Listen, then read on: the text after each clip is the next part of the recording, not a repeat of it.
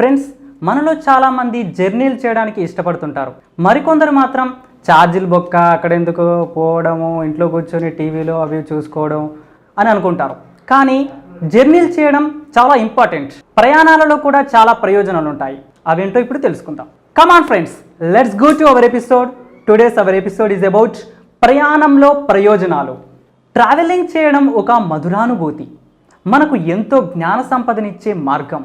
అందుకే తరచూ వివిధ ప్రాంతాలకు ప్రయాణం చేయటం వల్ల ఎన్నో ప్రయోజనాలను పొందుతాం.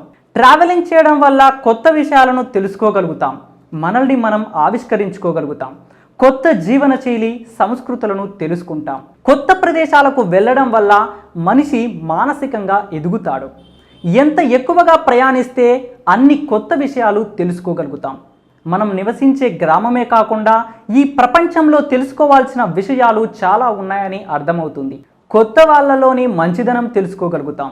ఎవరితోనైనా కలగలిసిపోయే స్వభావం కూడా పెంపొందుతుంది. ఎక్కువ ప్రయాణాలు చేసే కొద్దీ ప్రజల అవసరాలు బాగా తెలుసుకోగలుగుతారు. ఎన్నో కొత్త స్నేహాలు చేసుకోగలుగుతారు. తోటి వ్యక్తులను అర్థం చేసుకోగలుగుతారు.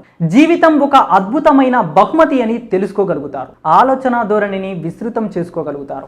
వస్తువుల కన్నా అనుభవాలకు ఎంతో ప్రాధాన్యం ఇస్తారు. ఎలాంటి పరిస్థితుల మధ్యైనా జీవించడం నేర్చుకుంటారు.